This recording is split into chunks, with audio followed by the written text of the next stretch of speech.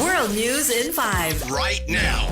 News and developments making headlines around the world in 5 minutes. World News in 5. Here on Radyo Pilipinas World Service.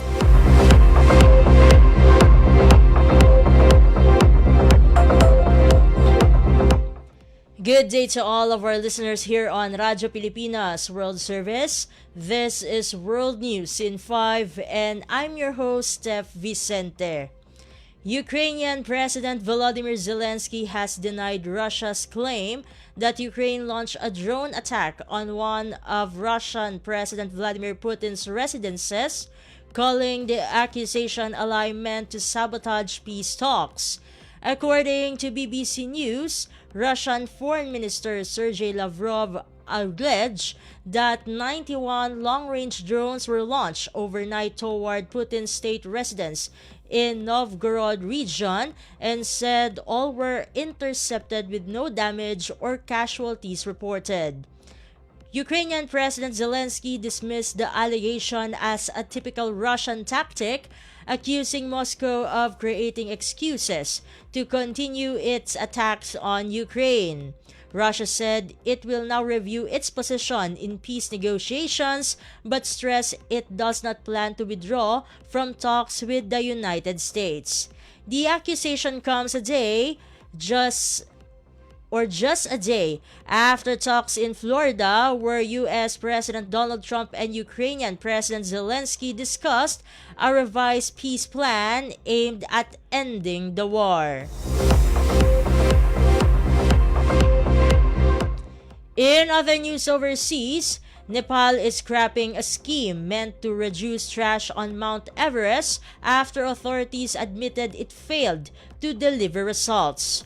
For more than a decade, climbers were required to pay a $4,000 deposit, refundable only if they brought at least 8 kilos of waste back down the mountain.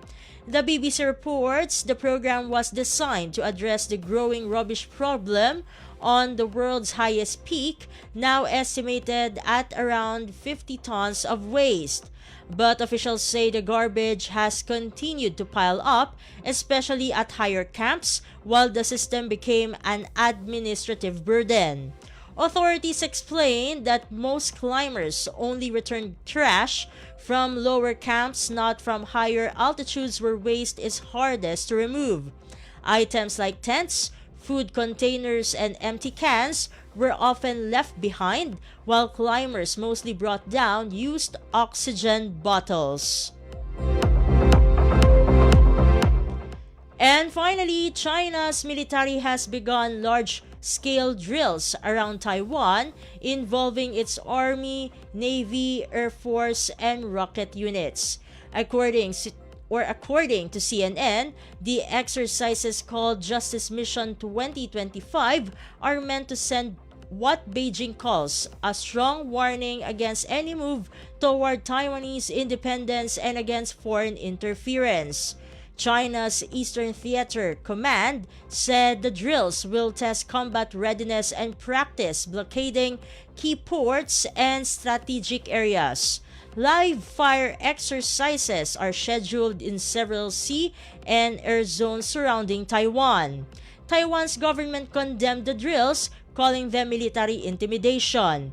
Its defense ministry said it is on full alert and ready to defend democracy and freedom.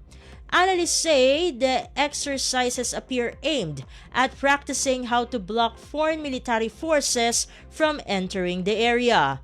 China's Coast Guard has also announced patrols in waters around Taiwan. And that concludes today's edition of World News in 5. For Radyo Pilipinas World Service, this has been Steph Vicente. Good day and stay safe, everyone.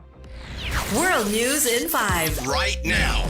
News and developments making headlines around the world in 5 minutes. World News in 5. Here on Radyo Pilipinas World Service.